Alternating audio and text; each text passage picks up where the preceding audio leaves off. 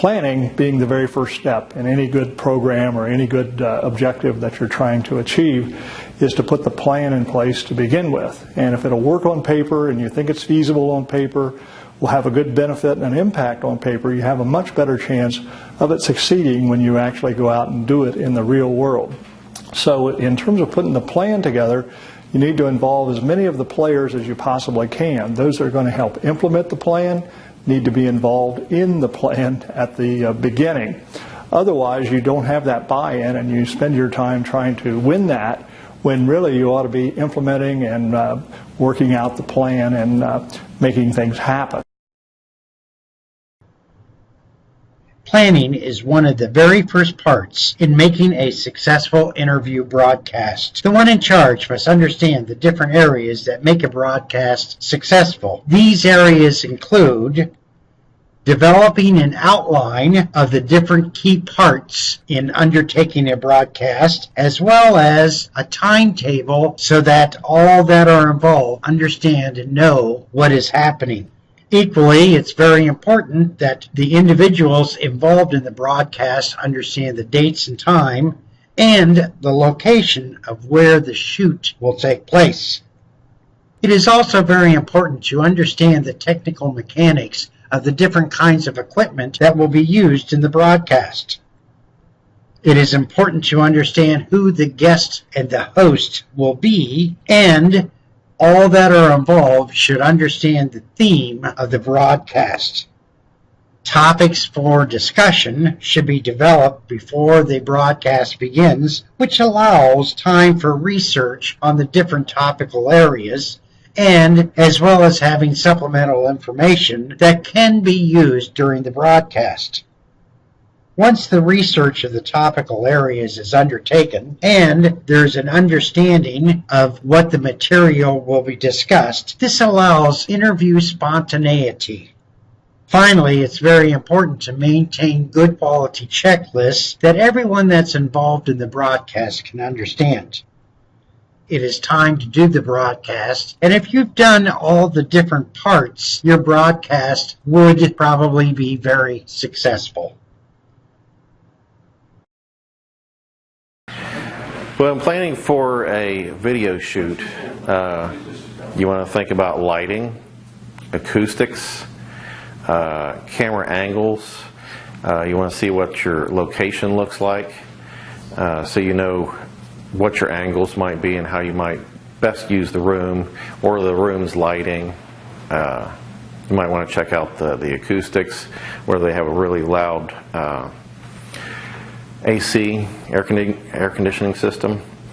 After that, make sure you've got the proper lights in the cameras, the supports, double check everything. I always have backups. I bring a little extra everything, extra cords, power strips.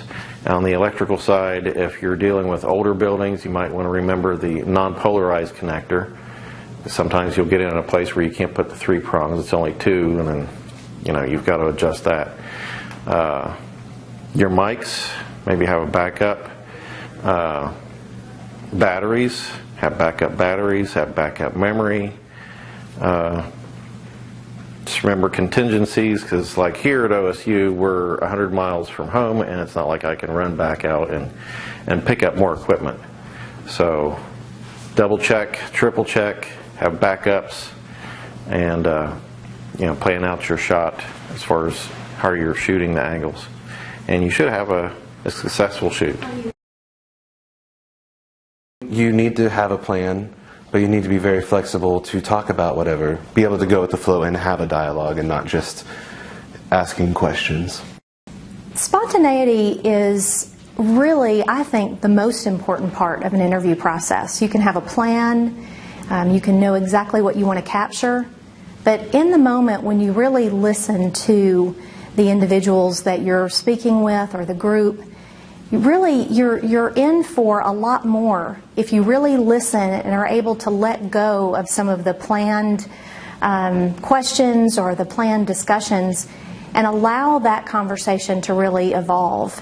And I think that that kind of spontaneity is that we see many times as the best spark in an interview, in a discussion that's televised or through audio or any other way that you might see it or experience it. And often, as a viewer or a listener, we don't really know that is what has taken that discussion and really allowed it to blossom. But then when you talk to whether it's students or professionals and you say, how did that go compared to what you thought it might be about? And you find then that it went in some really different directions and allowed that conversation to be so much more meaningful. I'm Joe Camoriano, Director of National Broadcast Media here at The Ohio State University.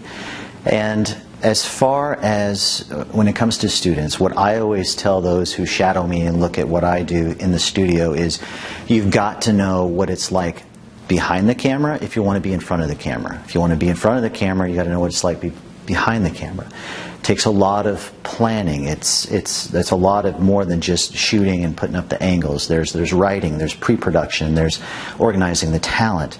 So I always say get your feet wet by getting involved in every single component and aspect of video production, because it doesn't matter if you're going to be an anchor on ABC Good Morning America. You've got to know what it's like behind the camera, and you've got to be aggressive, and you've got to jump out there and do anything that they're willing to tell you, plus go beyond. Some of the things, what are some of the things that I can be doing? And don't wait. You've got to jump in there with both feet. Today I found the setting up of the lights, the cameras, and all that is audio, and all of it's really, really interesting because I've got to do it hands-on, and we do that in the classroom, but actually getting to put it together and it not already be set up is helped out because I'm a person that has to actually do it, and that's how I can remember it.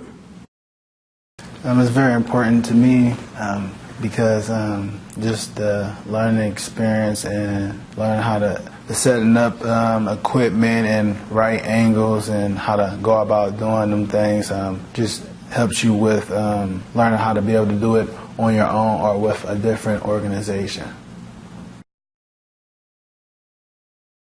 Advice to other students coming into the program, just get your hand, don't be bashful and don't be afraid to get in front of the camera or behind the camera and mess around with the camera. You have to be comfortable with the camera to use it. For students, have a lot of enthusiasm and don't ever give up on your dream, even no matter how small or large it is. You just got to have a lot of gusto. You just got to have fun with it. That's what this whole thing is about, right? You got to have fun.